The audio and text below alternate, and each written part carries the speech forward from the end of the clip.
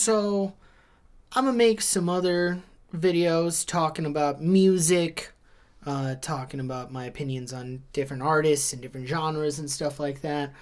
But I kind of wanted this one to be a little bit separate because I wanted to address a sentiment that I hear from a lot of people, and it's something that I used to say all the time myself, and that is I like every genre of music except for country music. Don't love country. I hear you. I feel you. Because to me, there's just the two things about country that are inescapable. One is that every popular country artist seems to be addicted to the fiddle. I've never tried the fiddle myself, but apparently to country artists it is like heroin because they refuse to release popular country music without a in the background. It's not all country music, but you know what I'm saying. And the other part of it, which is a criticism that I still hold to it, is that you just don't really vibe with the lyrical content. It's the old stereotype. My beer, my pickup truck, my girl who has big knockers, and America. And there is a lot of music like that, and I've tried really hard to get into country music a couple of times, but it seems like every country artist eventually goes down that road. Like the last time I tried, I had a very good friend and they recommend Tyler Childers, and they showed me some songs off of that one gospel themed album that he kind of did, and I'm like, yeah, this is a good sound, and I like the lyrical content. What else has he written? What's his most popular song? And I went over to Spotify, and it was either number 1 or number 2, but it was Feathered Indians, which is a song about how he leaves an imprint of a feathered Indian on the inside of a girl's thigh because his belt buckle has the face of a Native American on it.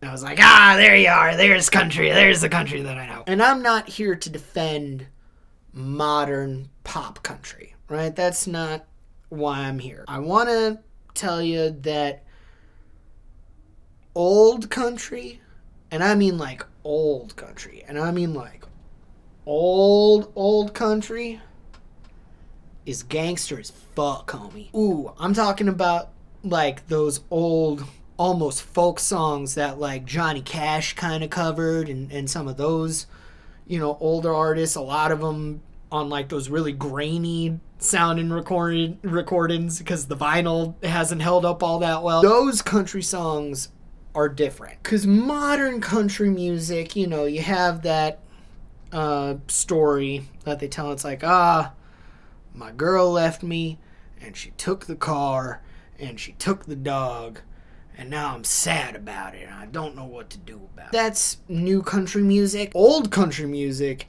is like, yeah, I knew that woman was married, but I went into her house, I had sex with her, her husband walked in, I murdered that man in front of the woman, and that's why I can't go back to Louisiana. The famous Johnny Cash song, I killed a man in Reno just to watch him die.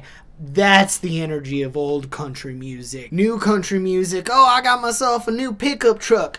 Old country music, I hopped on the back of this train because I needed to get out of Kentucky as soon as fucking possible. You don't know. It's just a different energy. And the part that's so crazy to me about it, the part that's just next level crazy about old country music, is that if you go back and look at the history of some of those songs, a lot of those songs did come from like chain gangs. They came from people outside all day who had been arrested for crimes, and so they were by the side of the road breaking rocks on a chain gang. And historically, a lot of those people were black. So you had a lot of black people in a chain gang singing about crimes that they had probably committed in real life, hence the chain gang. And then from that point, you probably had a prison guard somewhere along the line, a white prison guard who went,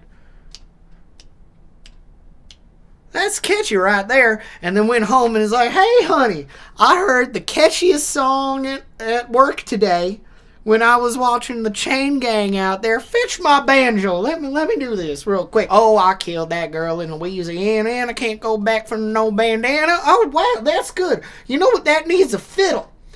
If we added a fiddle to it, and that's kind of where country music came from. And so whenever I see, modern pop country artists today, I just have to smile and laugh thinking about where the music they're singing came from. And I guess the message that I have to leave you with is, give black people credit for the things that they create. Yeah, it's another political video. I'm such a liberal cock.